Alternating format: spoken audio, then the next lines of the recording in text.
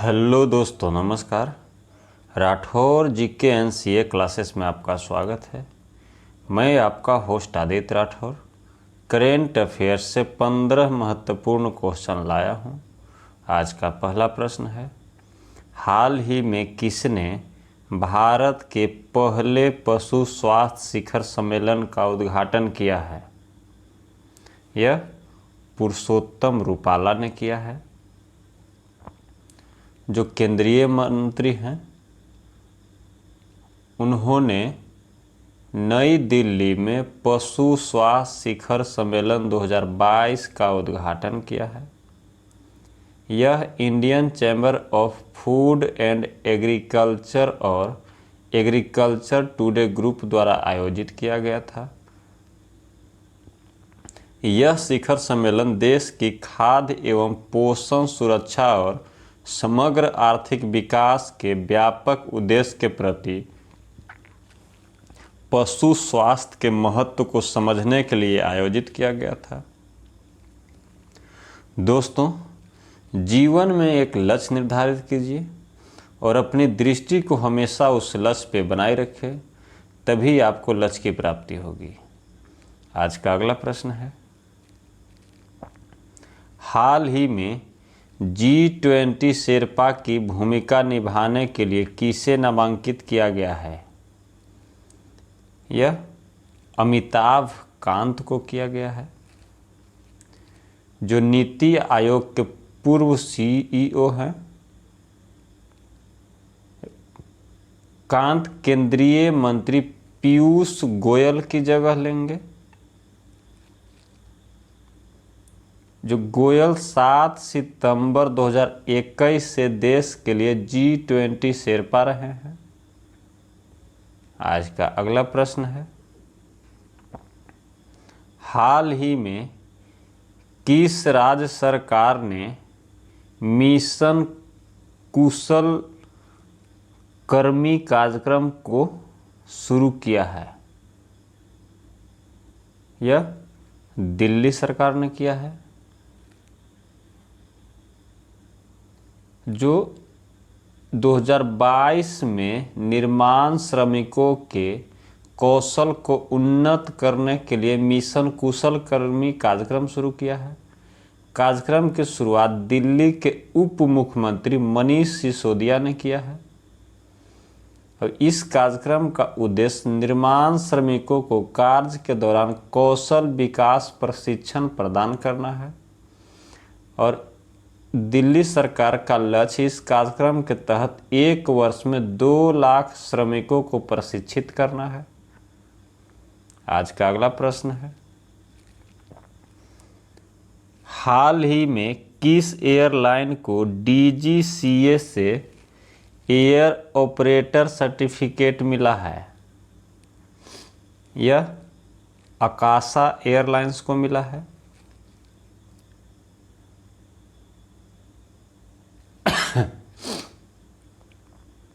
जो AOC का अनुदान एयरलाइन के शुभारंभ के लिए अंतिम चरण है। आकाशा एयर जुलाई 2022 के अंत तक वाणिज्यिक परिचालन शुरू कर देगी। इसे अरबपति राकेश झुनझुनवाला का समर्थन प्राप्त है। आज का अगला प्रश्न है, हाल ही में ओपेक महासचिव का निधन हुआ है, उनका क्या नाम था? वह मोहम्मद बरकिंडो नाम है, उनका नाम था, जिनका निधन हो गया है 63 वर्ष की उम्र में।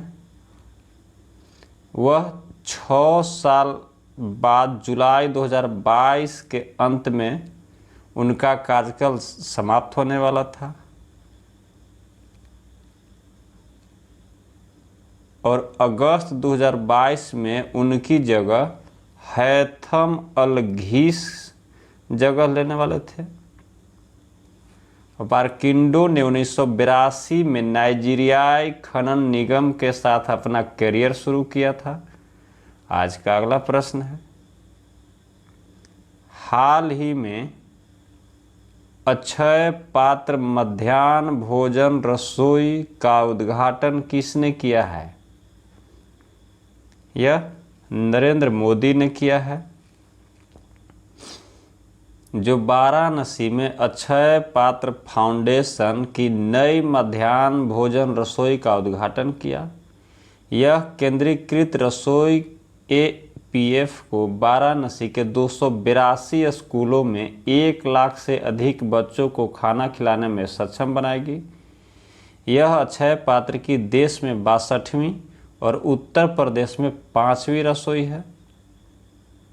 आज का अगला प्रश्न है, हाल ही में पश्चिम बंगाल ने किस राज्य के साथ पर्यटकों हेतु आसान यात्रा के लिए समझौता पर हस्ताक्षर किया है? यह सिक्किम के साथ हस्ताक्षर किया है।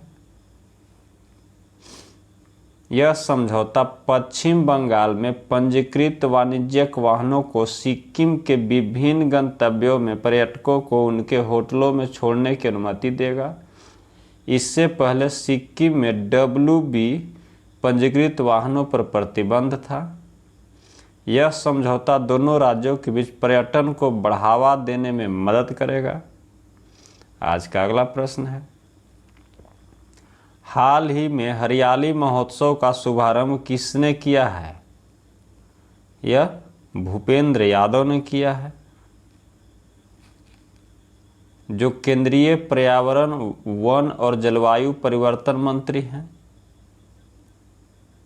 उन्होंने हरियाली महोत्सव या वृक्ष महोत्सव का आयोजन किया है। यह कार्यक्रम वर्तमान और आने वाली पीढ़ियों हेतु हमारे पर्यावरण की रक्षा के लिए पेड़ों के महत्व के बारे में जागरूकता पैदा करने के लिए आयोजित किया गया था। इस उत्सव में देश भर के 75 शहरी वन क्षेत्रों में 75 पौधे लगाना शामिल है। आज का अगला प्रश्न है, हाल ही में वेतन खातों के प्रबंधन हेतु भारतीय वायुसेना और किस बैंक के बीच समझौता हुआ है? यह एक्सिस बैंक के साथ समझौता हुआ है। इन वेतन खातों में 56 लाख रुपए तक के व्यक्तिगत दुर्घटना कवर और 1 करोड़ रुपए के हवाई दुर्घटना कवर जैसे लाभ होंगे। एक्सिस बैंक अपनी पावर सैल्यूट पहल के तहत रक्षा सेवा वेतन पैकेज की पेशकश करेगा।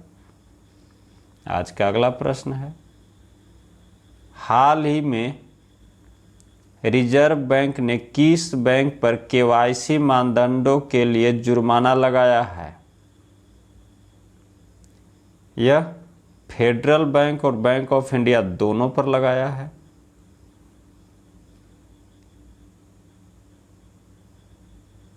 जो फेडरल बैंक पर 5.72 करोड़ रुपए का जुर्माना लगाया है और बैंक ऑफ इंडिया पर 70 लाख रुपए का जुर्माना लगाया है।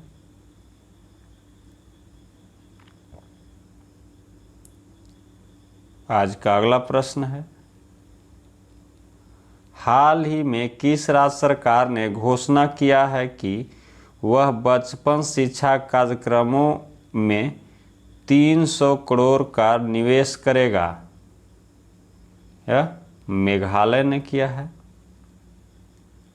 मेघालय के CM कोनराड के संगमा ने घोषणा किया कि सरकार ने प्रारंभिक बचपन शिक्षा कार्यक्रमों में निवेश करने के लिए बाहरी सहायता प्राप्त परियोजनाओं से 300 करोड़ रुपए निर्धारित किए हैं।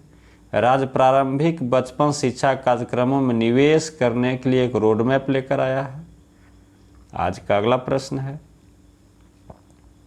हाल ही में पहले अरुण जेटली मेमोरियल लेक्चर में शामिल कौन हुए हैं? नरेंद्र मोदी शामिल हुए हैं, जो 8 जुलाई को 2022 को नई दिल्ली में श्री थरमन सनमुगरत्नम वरिष्ठ मंत्री सिंगापुर सरकार द्वारा पहले अरुण जेटली मेमोरियल लेक्चर में भाग लिया। वित्त मंत्रालय के आर्थिक मामलों के विभाग ने राष्ट्र के लिए अरुण जेटली के अमूल्य योगदान की मान्यता में इस कार्यक्रम का आयोजन किया था। आज का अगला प्रश्न है, हाल ही में खान मंत्रालय द्वारा कौन सा राष्ट्रीय सम्मेलन आयोजित किया जाएगा? यह छठा किया जाएगा, जो 12 जुलाई 2022 को खान और खनिजों पर छठे राष्ट्रीय सम्मेलन का आयोजन करेगा। सम्मेलन के मुख्य आकर्षण में खनन के क्षेत्र में सर्वश्रेष्ठ प्रदर्शन करने वाले राज्यों को राष्ट्रीय स्तर के पुरस्कार, राष्ट्रीय खनिज विकास पुरस्कार प्रदान किया जाएगा। आज का अगला प्रश्न है, हाल ही में किसने नगद पुरस्कारों की संशोधित योजनाओं की शुरुआत की है? यह अनुराग ठाकुर ने की है। जो केंद्रीय युवा मामले और खेल मंत्री हैं, उन्होंने खिलाड़ियों को नगद पुरस्कार, राष्ट्रीय कल्याण और पेंशन की संशोधित योजनाओं की शुरुआत की है। उन्होंने नई दिल्ली में खेल विभाग और राष्ट्रीय खेल विकास कोष वेबसाइट की योजनाओं के लिए वेब पोर्टल भी लॉन्च किया। ये संशोधित योजनाएं रिकॉर्ड समय में खिलाड़ियों को लाभ देने के लिए अधिक पारदर्शिता और जवाबदेही प्रदान करेगी। दोस्तों, जो मेरे चैनल पे पहली बार आए हैं, कृपया सब्सक्राइब कर लें, और जो सब्सक्राइब कर लिए हैं वो लाइक, शेयर और कमेंट करके हमें ज़रूर से ज़रूर बताएं आपको वीडियो कैसा लगता है। अगर अच्छा लगता है, मददगार लगता है, तो हमें प्रोत्साहित जरूर करें। आज का अगला और आखिरी प्रश्न है, हाल ही में पंचायती राज मंत्रालय ने किस मंत्रालय के साथ समझौता ज्ञापन पर हस्ताक्षर किए हैं? यह केंद्रीय स्वास्थ्य मंत्रालय के साथ किया है। जो केंद्रीय स्वास्थ्य मंत्रालय और पंचायती राज मंत्रालय ने भारत में टीबी को खत्म करने के उद्देश्य से एक समझौता ज्ञापन पर हस्ताक्षर किए हैं। समझौता ज्ञापन 2025 तक भारत में टीबी को खत्म करने के प्रधानमंत्री के महत्वाकांक्षी लक्ष्य को प्राप्त करने के उद्देश्य से अंतर मंत्रालयीय सहयोग और रणनीतिक साझेदारी बनाएगा। आज का वीडियो यहीं पे समाप्त होता है। जय हिंद, जय भारत।